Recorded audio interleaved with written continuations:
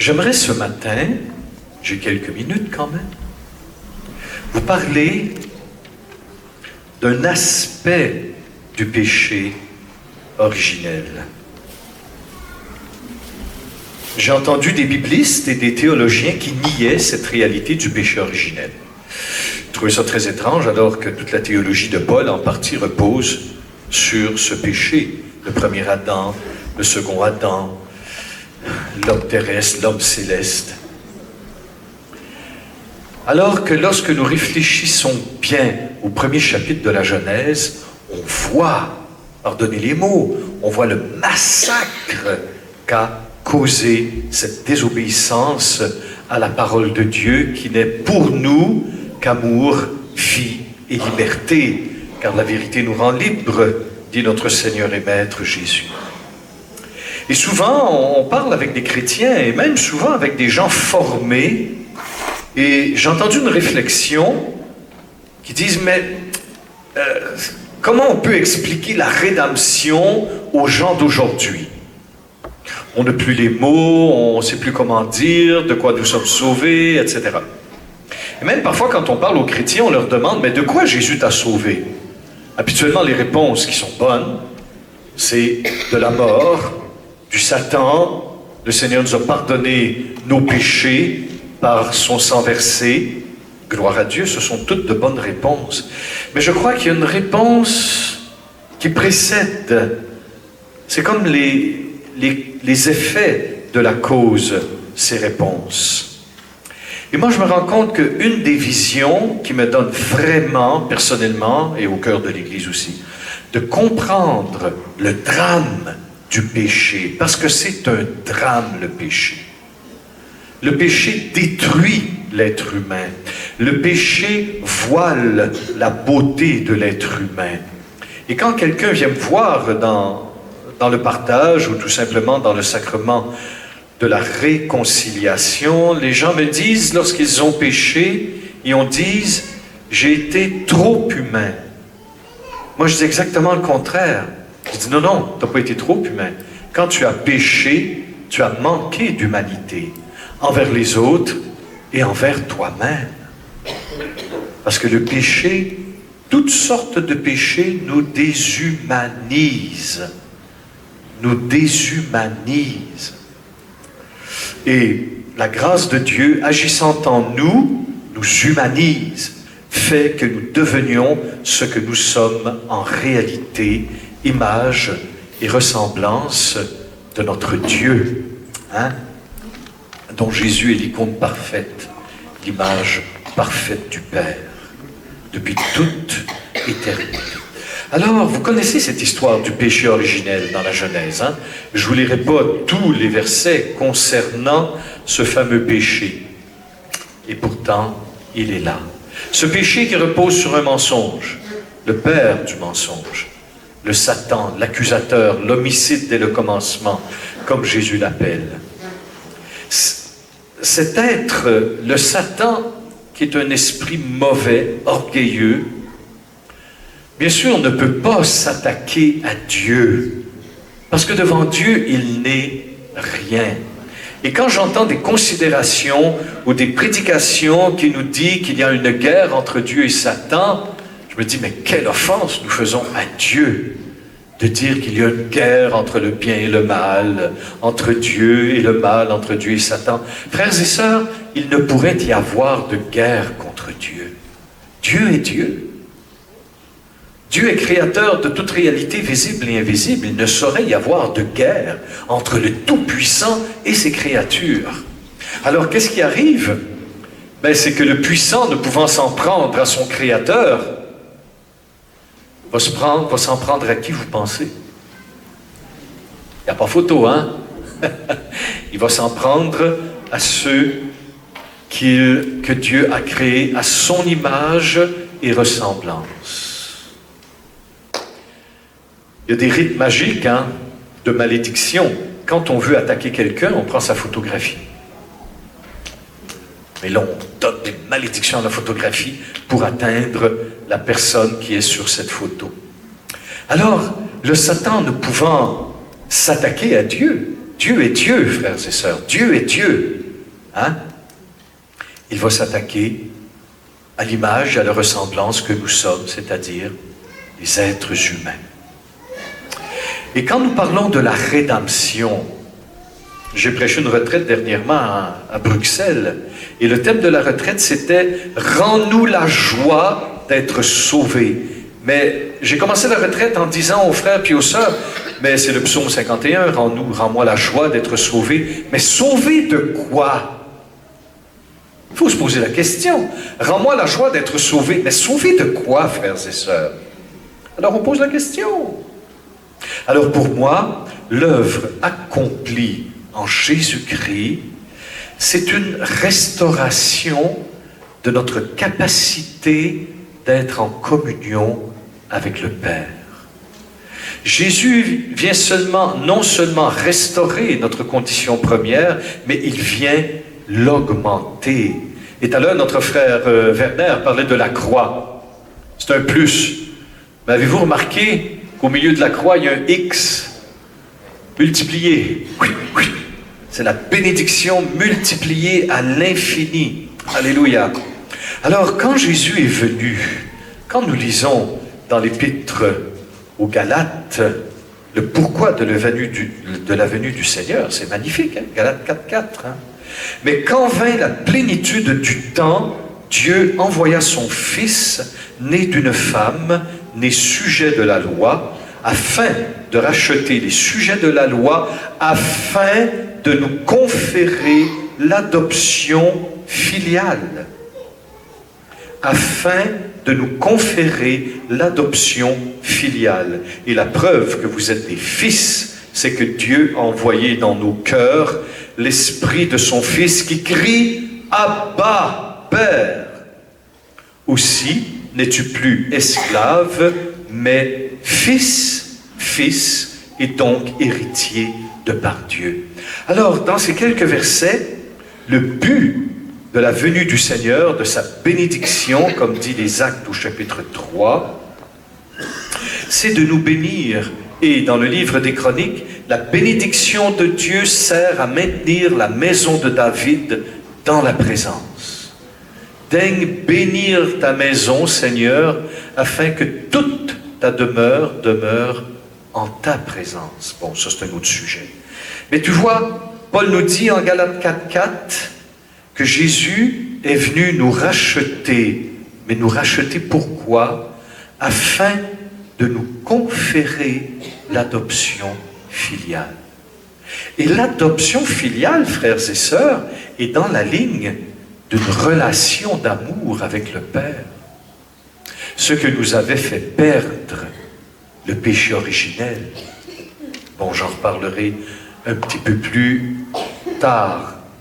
Alors le Seigneur, par sa rédemption, vient guérir en nous, nous sauver, afin de nous conférer une communion. Mais quelle communion? Cette communion d'adoption filiale. Jésus vient rétablir en nous notre capacité d'être en communion avec le Père. Parce que le fruit de sa croix qui vient en nous par le Saint-Esprit, c'est qu'il vient nous transformer par la grâce et fait de nous de véritables fils et filles du Père. C'est une transformation. C'est pas seulement une adoption légale, comme une adoption au plan humain. Moi, je connais des enfants qui ont été adoptés par des familles. Et même si les parents ont donné tout leur amour et les considèrent vraiment comme leurs enfants, les enfants adoptés, à un moment donné, vont chercher leur père, vont chercher leur mère. Ils vont vivre souvent des rejets énormes. Et le rejet dont on a parlé abondamment hier va souvent s'exprimer par de l'agressivité, par de la haine contre les parents adoptifs. C'est terrible. Mais l'adoption filiale par le Saint-Esprit, c'est pas ça du tout. Parce que le Saint-Esprit, en nous conférant l'adoption filiale, comme dit Saint Paul, nous redonne notre Père que nous cherchons toujours.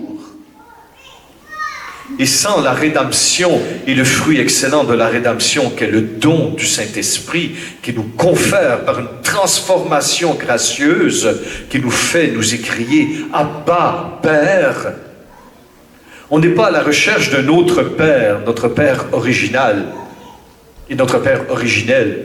Notre Père, c'est vraiment Abba, notre Père. Et quand Jésus, par une puissante onction de son esprit, m'a révélé le Père, et j'ai passé plus d'1 heure couché par terre à hurler, hein, « Abba, mon Père !» J'étais dans une révélation du Père. J'ai su viscéralement, dans mes entrailles profondes, que Dieu était véritablement mon Père.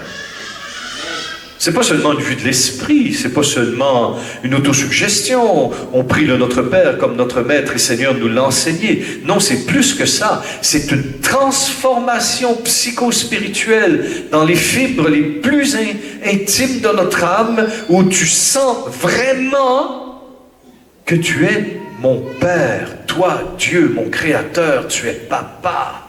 Waouh! Et Jésus est venu pour ça. Je dirais que le point culminant de la venue du Seigneur, c'est pas la rédemption. C'est la rédemption en vue de l'adoption filiale. Et pour moi, un chrétien qui n'a pas vraiment cette relation d'amour avec Abba, notre Père, manque quelque chose dans le développement de sa foi. Il manque une plénitude. Car Jésus est venu, bien sûr, se révéler uniquement par sa venue. Il se révèle, mais il est venu surtout révéler que Dieu est Père, Abba, notre Père. Et lorsque nous disons depuis toute éternité le plan de Dieu que saint Paul nous dit dans la première lettre aux Éphésiens, chapitre 3 et chapitre 1, verset 3 et suivant, Paul nous dit « Béni soit le Dieu et Père de notre Seigneur Jésus-Christ, qui nous a bénis par toutes sortes de bénédictions spirituelles aux cieux dans le Christ. C'est ainsi qu'il nous a élus en lui dès avant la fondation du monde. » Dès avant la fondation du monde, je suis désiré de Dieu. Dès avant la fondation du monde, que je reçois ma création dans le ventre de ma mère, je suis aimé de Dieu. Je suis aimé de Dieu. C'est pour ça qu'on ne peut pas mériter l'amour de Dieu. Parce que même avant que nous soyons, de toute éternité, dès avant la création du monde, dit Paul, nous sommes aimés. C'est magnifique. C'est ainsi qu'il nous a élus en lui, dès avant la fondation du monde, pour être saints, immaculés en sa présence, dans l'amour, déterminant d'avance que nous serions pour lui des fils adoptifs par Jésus-Christ. Tel fut le bon plaisir de sa volonté. C'est délicieux de lire ça. C'est délicieux. Tel fut le bon plaisir de sa volonté à la louange de gloire de sa grâce dont il nous a gratifiés dans le bien-aimé. Le bon plaisir de sa volonté dans laquelle le Seigneur se délecte depuis toute éternité, c'est de créer des êtres capables d'amour filial. Nous. Déterminant d'avance, dit Paul, que nous serions pour lui des fils adoptifs par Jésus-Christ. C'est extraordinaire. Dieu nous crée pour une relation avec lui, notre Père. Une relation filiale. Et cette relation filiale, par le don du Saint-Esprit, est le don de cette relation que le Père lui-même a avec son Fils, et son Fils lui-même avec le Père depuis toute éternité. On parle souvent de l'amour agapé, hein? Romains 5,5. Hein? Le Saint-Esprit a répandu dans nos cœurs l'amour. Quel est cet amour? Cet amour, c'est une participation gracieuse, c'est un pur don, de cet amour dont vit Dieu en lui-même depuis toute éternité. Cet amour d'extase que le Père vit en engendrant son Fils dans une éternelle étreinte d'amour, cet amour que vit le Fils en accueillant l'amour du Père, et cela depuis toute éternité, sans commencement ni fin, dans l'atmosphère du Saint-Esprit, par la présence de l'Esprit qui est un feu dévorant. Ce même amour, par la grâce d'adoption filiale, nous est donné. C'est ça l'adoption filiale. C'est de plonger dans cet amour en Christ, par lui, avec lui et en lui, dit la liturgie, afin que nous vivions de cet amour filial dont le Père a pour le Fils depuis toute éternité. Tu t'imagines? Ce même amour. Bien sûr, nous, sur la terre des hommes, hein, dans notre petit corps, dans notre petit cœur, on peut dire, oui, c'est beau tout ça. Mais ce que je vous dis là, c'est dans la Bible. Hein. C'est beau tout ça. Bien sûr, nous nous heurtons justement à cette réalité de dire le déjà, mais le pas encore. Parce que déjà, ben je vais vous lire la parole de Dieu. Hein. 1 Jean 3, 2, je vous l'ai lu. Bien-aimés, dès maintenant, nous sommes enfants de Dieu. Dès maintenant, nous le sommes. Et ce que nous serons n'a pas encore été manifesté. Il y a une attente. En tout cas, moi je l'attends, hein, croyez-moi. Hein. Et ce que nous serons n'a pas encore été manifesté. Nous savons que lors de cette manifestation, la parousie du Christ, nous lui serons semblables parce que nous le verrons tel qu'il est. Ah oui, amen ça. Donc, nous savons, nous, chrétiens, le plan éternel de Dieu. C'est pas de l'orgueil, c'est pas de la prétention, Dieu l'a révélé. Nous savons, nous, quel est le plan éternel de Dieu, frères et sœurs. Et plus qu'un privilège, c'est aussi une responsabilité parce qu'il faut l'annoncer. Il faut enseigner les nations sur le plan éternel de Dieu, tu vois. Alors le plan éternel de Dieu, c'est déterminé d'avance que nous serions pour lui des fils adoptifs par Jésus-Christ. Malheureusement, par la désobéissance d'Adam et Ève, vient ce fameux péché.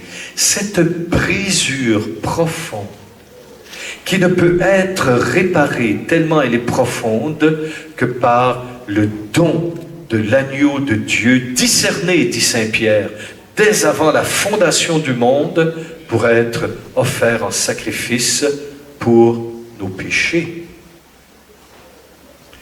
Qu'est-ce que vient faire le péché originel? Le livre de la Genèse nous dit le drame immense de l'histoire uniquement en quelques lignes. La sagesse de Dieu, uniquement en quelques lignes. Lorsque Adam et Ève désobéissent à la parole de vie du Seigneur, voulant, à l'instigation malicieuse du père du mensonge, tenter de savoir par lui-même ce qui est bien ou ce qui est mal, c'est là qu'il perd. C'est là qu'il s'éloigne.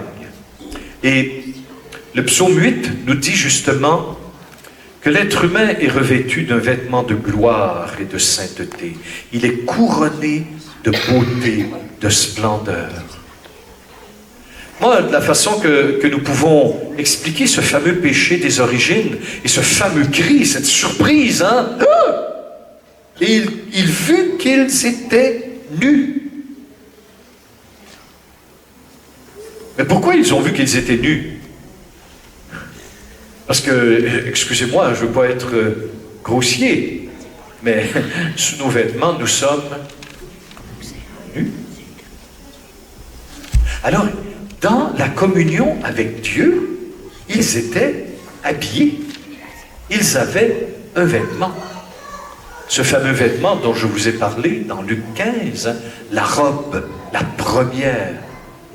Et ce vêtement, il faut comprendre, c'est un vêtement qui procède d'une communion avec Dieu. Pourquoi? Parce que dans l'obéissance à la parole de Dieu, dans cette communion filiale avec le Père, en Jésus et avec lui, dans le Saint-Esprit, je vis dans la splendeur de Dieu. Je vis dans la gloire de Dieu. Et quand je suis en communion, les spots, quand je suis en communion avec Dieu, dans la communion avec lui, je suis revêtu de sa gloire comme d'un vêtement. Je ne vois pas ma nudité. Pourquoi? Parce qu'étant dans la communion avec mon Père, étant dans son rayonnement de gloire et de splendeur, je suis revêtu de sa propre gloire. Je ne vois pas que je suis nu. Mais quand je désobéis, qu'est-ce qui arrive? Je me retire de la communion avec le Père, je me retire de son rayonnement lumineux, de sa splendeur, de sa gloire, et c'est là que je me rends compte que je suis nu.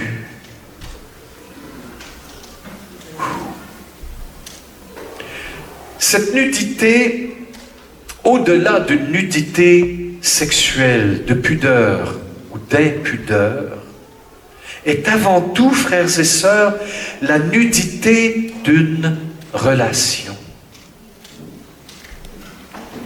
Parce que la nudité est le fruit, est l'expression d'une brisure dans une relation.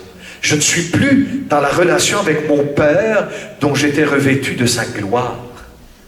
La nudité est avant tout une brisure dans la relation.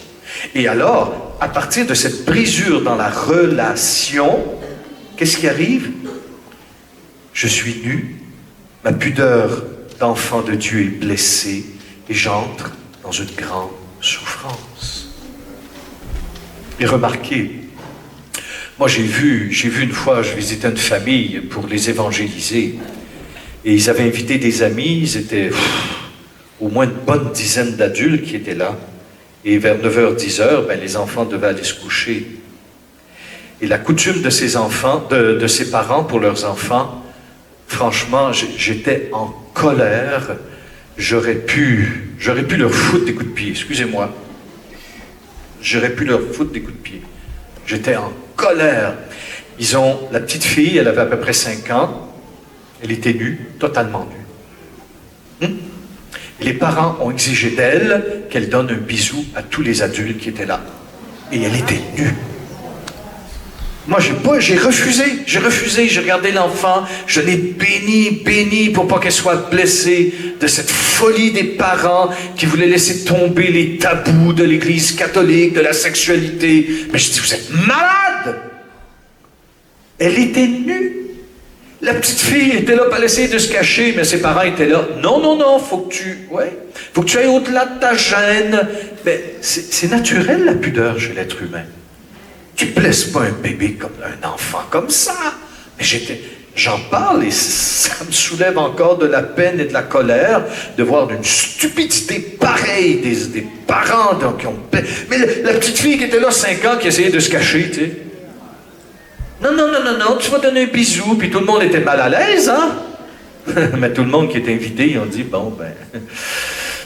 nudité, brisure dans la relation. Alors, quand Adam et Ève se rendent compte qu'ils sont nus, pour moi, le fondement de cette prise de conscience de cette nudité, c'est la brisure dans la relation filiale. Ils ont été dévêtus de leurs vêtements de gloire.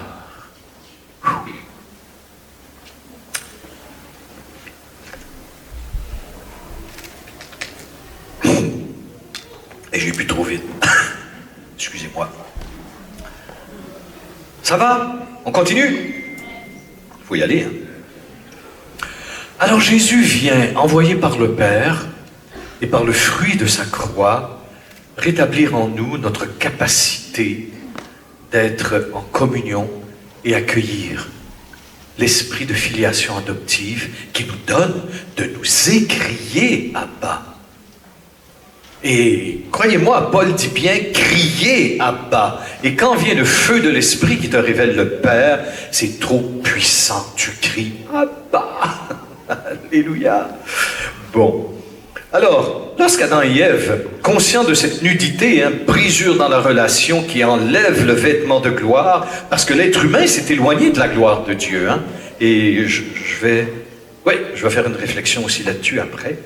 Regardons les fruits de ce péché originel, c'est-à-dire non seulement cette désobéissance à la parole de Dieu, mais désobéir à la parole de Dieu, c'est-à-dire ne plus vivre dans l'amour filial du Père, jusqu'où ça a conduit l'humanité, l'histoire. Bon, il y a toute l'histoire. Le Seigneur dit au serpent, tu marcheras sur ton ventre et tu mangeras de la terre tous les jours de ta vie.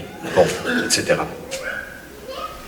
Ensuite, Dieu dit à la femme, la brisure de relation, qu'est-ce que ça introduit, le péché originel?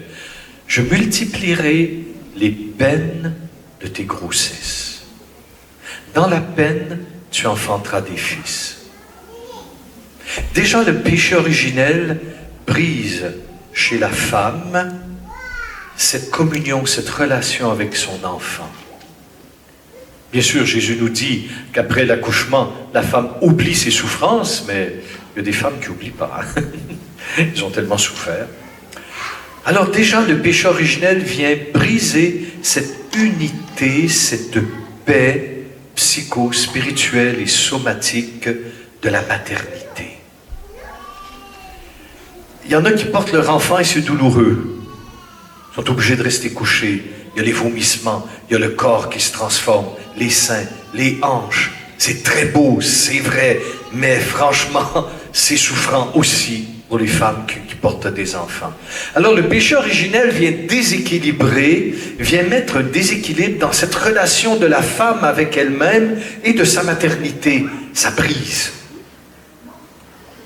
Ta convoitise te poussera vers ton mari et lui dominera sur toi. Il y a quelque chose de vrai dans ce verset. On se bat contre ça, bien sûr, mais il y a quelque chose de vrai quand même. Et l'inverse est vrai aussi. Il y a des hommes, il y a des maris qui sont très dominés par leurs femmes. Sûrement que ça ne vous concerne pas. À l'homme, il dit, parce que tu as écouté la voix de ta femme et que tu as mangé de l'arbre dont je t'avais interdit de manger, maudit soit le sol à cause de toi. Le péché originel a brisé cette communion entre le cosmos et l'être humain. La terre est devenue hostile à l'être humain. À force de peine, tu en tireras subsistance tous les jours de ta vie. Il faut bosser, et notre frère pourrait en parler, combien il faut travailler, pour la terre, sur la terre. Il produira pour toi épines et chardons. Tu mangeras l'herbe des champs. À la sueur de ton visage, tu mangeras ton pain, jusqu'à ce que tu retournes au sol, puisque tu en fus tiré, car tu es glaise, et tu retourneras à la glaise. Ensuite, il y a toute l'histoire de Caïn et d'Abel, de jalousie, de meurtre. Il y a la tour de Babel, etc.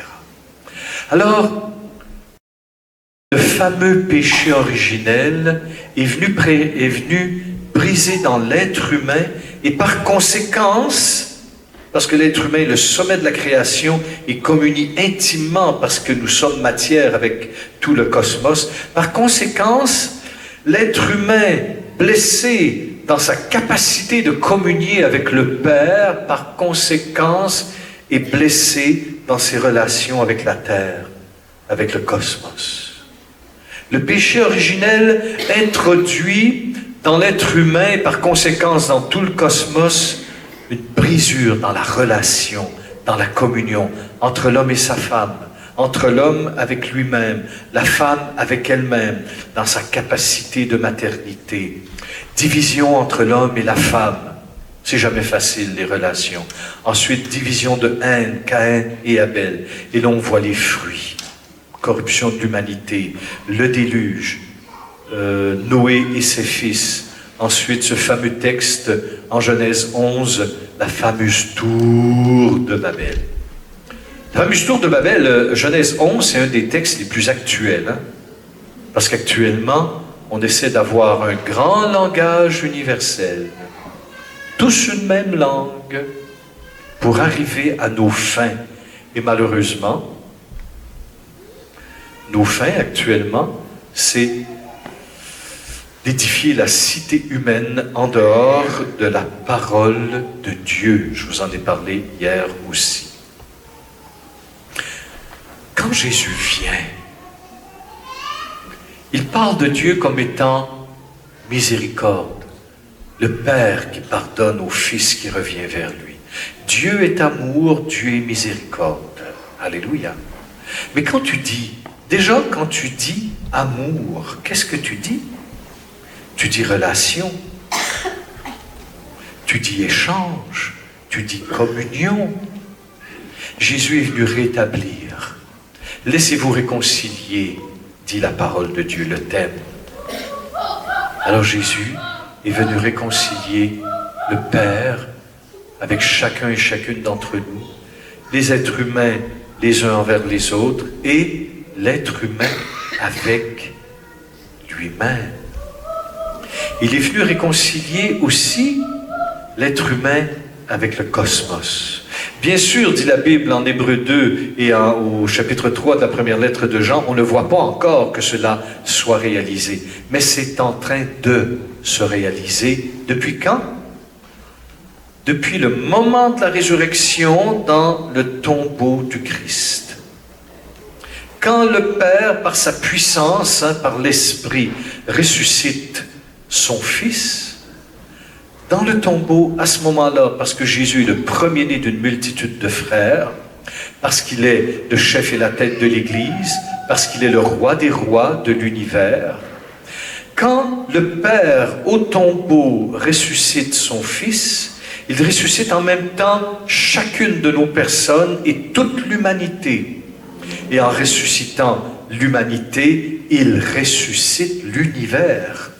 Frères et sœurs, l'histoire humaine n'est plus la même depuis cette résurrection dans le tombeau du Christ. L'histoire a totalement changé. Mais seul le regard de la foi peut nous donner de vivre cette transformation initiée dans la résurrection du Christ, dans les profondeurs de la mort au tombeau. Seule la foi peut te donner de voir. Ça, c'est un autre enseignement que je donne souvent, là.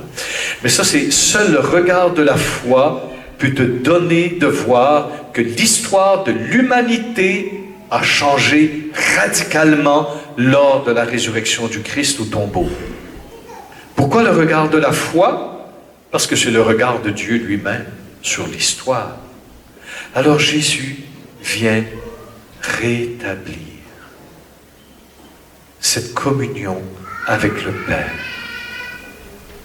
Et quand on parle de rédemption, sauvé de quoi? Seigneur, rends-moi la joie d'être sauvé, dit David au psaume 51.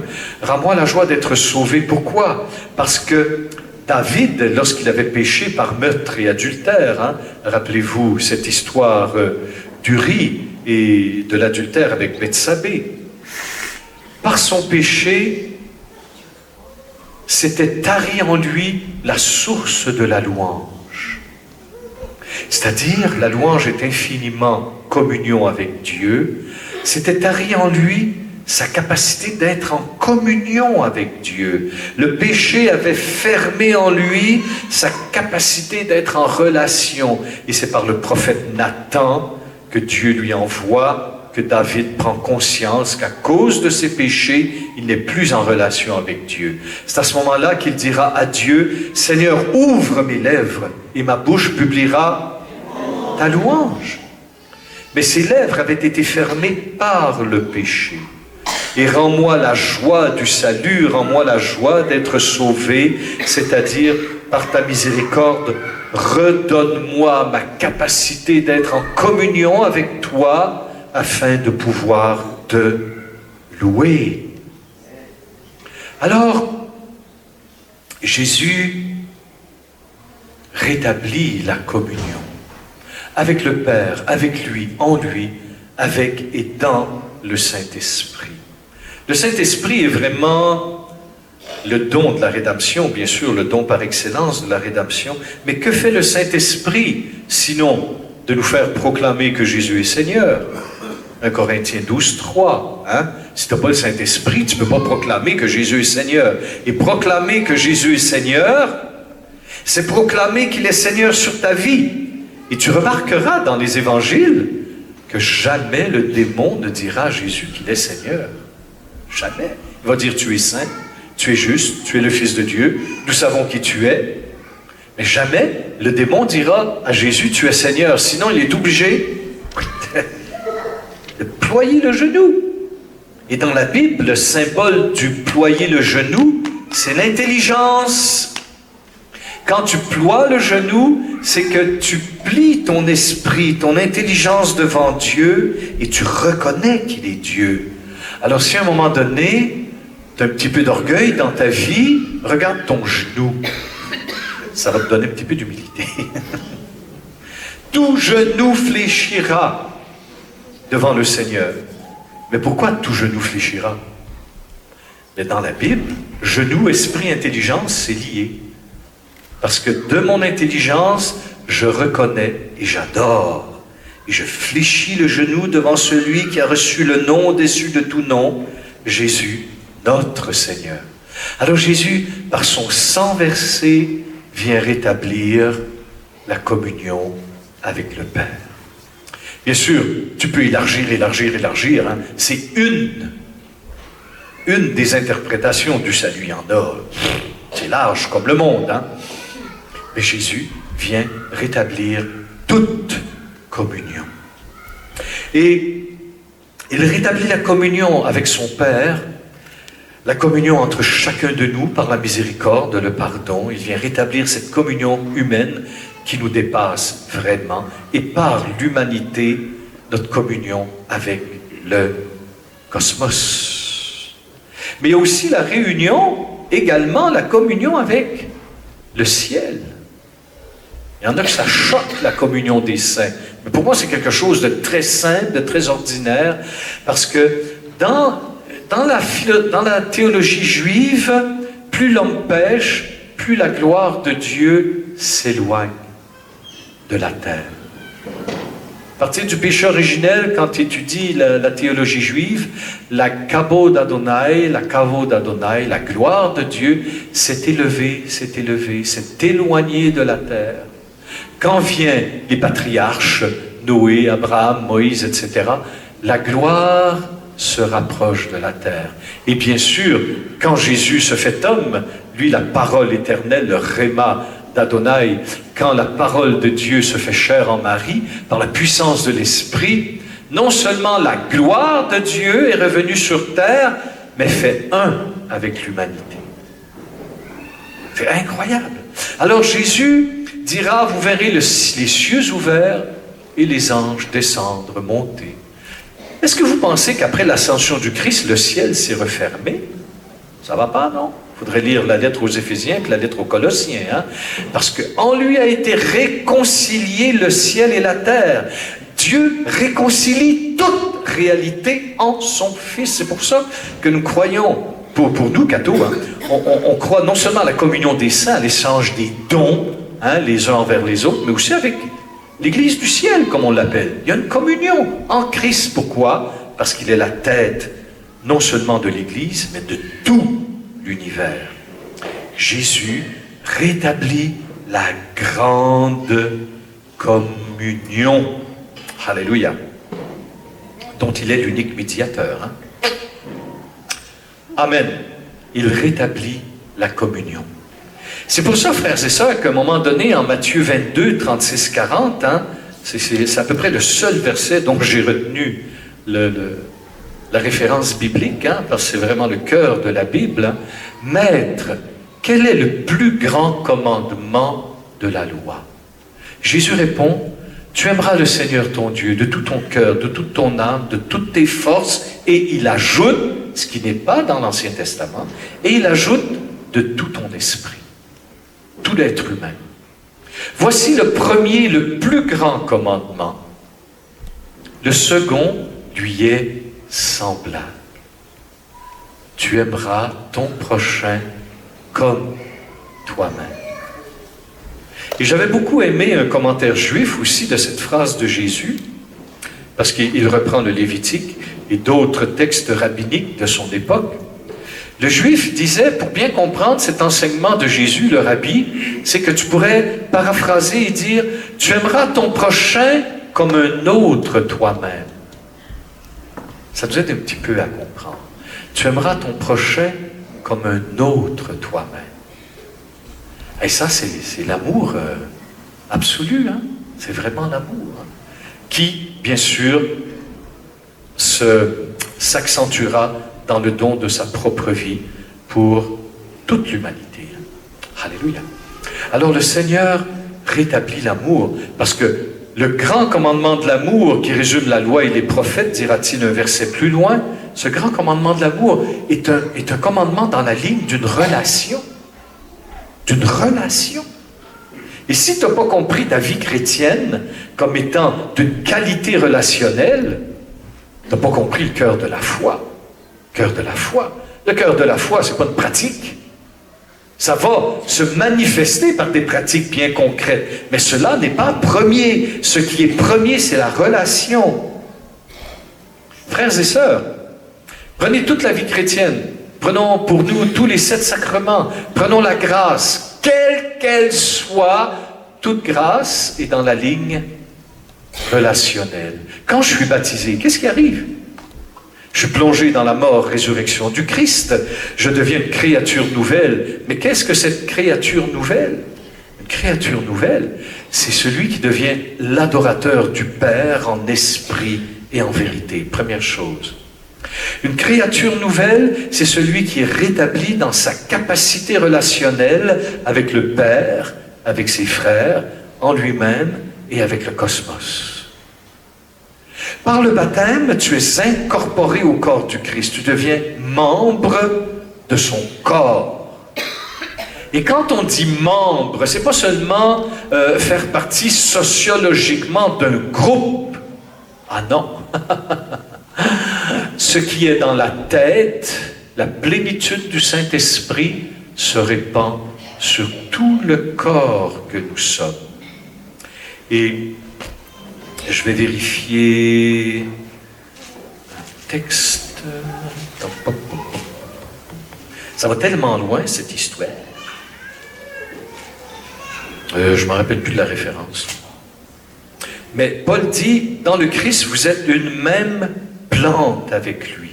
Le mot grec, c'est plante. Donc, il y a une même sève qui coule de la tête et dans le corps. Il y a une unité, la même sève. La même sève, frères et sœurs, c'est le Saint-Esprit. Donc, ce n'est pas seulement une incorporation sociologique, c'est beaucoup plus que ça. C'est que nous sommes véritablement son corps, dont il assure la cohésion entre toutes les articulations, les moelles et tout. C'est Jésus qui assure tout ça, dit Paul. Alors tu vois, nous sommes incorporés dans une relation. Que tu prends le don de l'Esprit, que tu prends le sacrement de l'Eucharistie, la Sainte Seine, c'est pourquoi? C'est pour communier au Seigneur, communier aux autres. Tout est grâce, et la grâce est toujours dans la ligne d'une relation.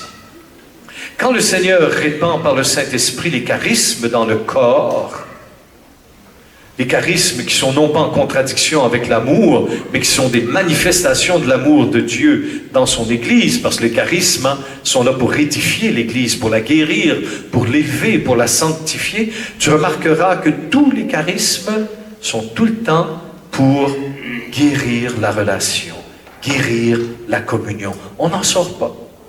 On n'en sort pas. Alors le péché originel a blessé toute forme de relation avec Dieu, les êtres humains envers lui, envers eux-mêmes, l'être humain envers soi-même, la femme, sa maternité, l'homme, son travail, la terre, sa communion avec la femme, Caïn et Abel, le meurtre. Le péché originel est essentiellement une fracture incroyable dans notre capacité de relation. Mais Dieu avait un plan, hein? La femme et sa descendance, Marie et sa descendance, Jésus qui nous sauve et qui écrase la tête du serpent. Ça vaut pas mieux que ça, ce serpent. Et quand Jésus vient, je répète toujours bien sûr, il rétablit la communion avec Dieu. Ça, c'est extraordinaire. Alors, toute ta vie chrétienne, mon frère, ma sœur, toute ta vie chrétienne doit être comment? Uniquement dans une visée relationnelle. Que tu aies des extases, des repos, la connaissance du Seigneur, etc. Tout est dans la ligne relationnelle. Tout. Fait que si tu veux avoir sur ta vie un barème, regarde s'il y a une croissance dans ta relation avec Dieu, avec les autres, avec toi-même, avec la création. Toute relation. Et avec les anges, et avec le ciel. Ah, c'est beau. Je termine en disant tout ça. Il y aurait beaucoup à dire. Mais Jésus nous ouvre vraiment le ciel par sa mort et sa résurrection. Ah oui, l'Épître aux Hébreux nous dit que sans effusion de sang, il ne peut pas avoir de rémission du péché. Le sang, c'est la vie.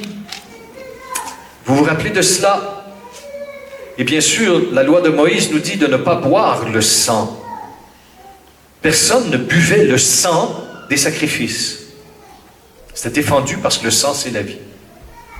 Jésus arrive et dit aux Juifs, en donnant son corps et son sang, prenez et buvez. Tu te rends compte? Le choc. Jésus dit, voici mon sang, la coupe, buvez. Jésus nous dit de boire son sang. Bien sûr, il y aurait mille façons de l'interpréter, mais là, j'en reste au mot, parce que nous a dit Jésus, prenez, buvez mon sang. La loi de Moïse disait, buvez pas, c'est la vie, c'est le sang. Jésus, buvez, vous aurez la vie éternelle. Est-ce que tu peux te rendre compte du choc que ça cause dans les paroles du Seigneur? C'est une révolution. C'est une révolution. Je pense à ça. Mais je vous l'ai déjà dit aussi, ce que je vais vous dire là. Mais pour ceux, à un moment donné, les gens non chrétiens ou qui n'aiment pas l'Église ou qui disent non à l'Église, oui à Jésus, je ne sais pas comment ils font pour séparer la tête du corps. Et ça, c'est un nouveau mouvement, ça. On l'entend. Moi, j'ai entendu des gens nous dire non à l'Église, oui à Jésus. Tu crois en un monstre? Un corps sans tête et une tête sans corps. C'est quoi ce monstre? C'est incroyable, mais c'est des nouveaux courants, ça. Bon. Qu'est-ce que je disais? Ah oui. Alors, il nous dit, ces gens-là, ouais, le sang, c'est pas beau, le Christ en croix qui saigne. Même Saint Paul parle dans l'Épître aux Galates qu'il a décrit le Christ en croix aux Galates, etc. Mais moi, je dis tout simplement, arrêtez, réfléchissez un peu. Réfléchissez, la vie, le sang donne la vie. Et là, je leur dis des choses très simples, très ordinaires. J'ai dit, écoutez, lorsqu'il y a un séisme, un tremblement de terre, une tempête, un tsunami, les premiers qui arrivent sur le lieu, c'est qui? C'est la Croix-Rouge. Mais qu'est-ce qu'ils vont faire là, la Croix-Rouge? Ils vont donner du sang. Ce sang que toi-même, tu as donné à la Croix-Rouge. Mais pourquoi tu as versé ton sang? Pour que d'autres soient sauvés par le don de ton sang. Ah bon? Mais on vit la rédemption au plan humain, frères et sœurs. Non? C'est pas vrai ce que je vous dis là? Le sang que tu as donné a sauvé des vies dans des hôpitaux. Le sang que tu as donné a sauvé des vies sur des champs de bataille, sur des cataclysmes naturels. C'est le sang que tu as versé. C'est personne qui peut nous contredire là-dessus. Le sang, c'est vraiment la vie, tu sauves du monde. en donnant ton sang à la Croix-Rouge. Et à quelque part, dans le ventre de la mère, par le cordon ombilical, à quelque part, l'enfant, je sais que c'est beaucoup plus complexe que ça, mes amis, mais l'enfant se nourrit du sang de sa mère. Il y a quelque chose. Pour donner la vie, tu donnes du sang. Et la Croix-Rouge, ça a été fondé par un chrétien protestant, M. Dunant. Probablement qu'il méditait sur la croix au calvaire. Mais la première Croix-Rouge, et j'aime le dire, la première Croix-Rouge, c'est celle qui a été plantée sur le calvaire, qui n'était pas rouge. Elle a été rougie par le sang de Jésus. La première Croix-Rouge, c'est celle qui a été plantée sur le calvaire, arrosée, rougie par le sang de Jésus qui nous sauve. Bien sûr, c'est un sang précieux, sans tache, sans péché qui nous a été, qui a été répandu pour nous, frères et sœurs. Et alléluia.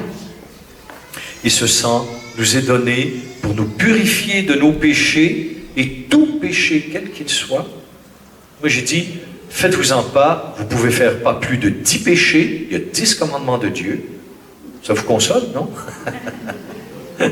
Alors, le sang versé du sacrifice de Jésus te purifie, te lave et te libère du péché, libérant ton être de tout ce qui emprisonne, paralyse ta faculté d'entrer en relation avec Dieu.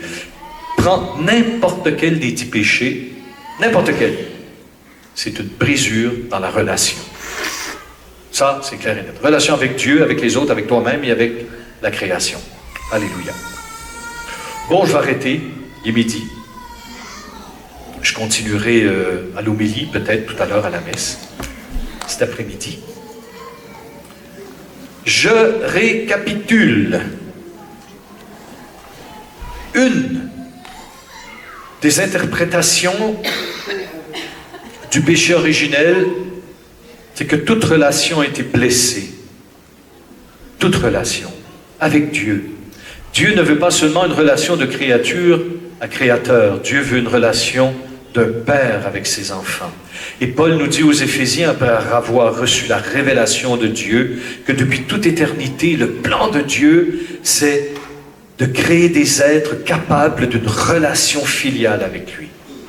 Bon, le péché nous révèle notre nudité, c'est-à-dire que sans Dieu, nous ne sommes rien.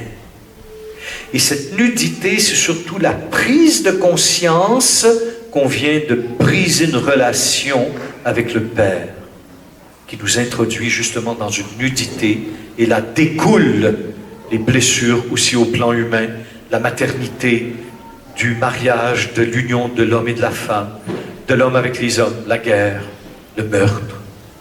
C'est pas beau. La terre qui devient hostile au travail de l'homme, c'est dur de travailler jusqu'à aujourd'hui. Jésus, par sa passion, sa mort et sa résurrection, vient nous sauver afin de nous conférer l'adoption filiale qui, par le Saint-Esprit, nous donne de nous écrier « Abba, Père ». Amen. Amen. Soyez bénis.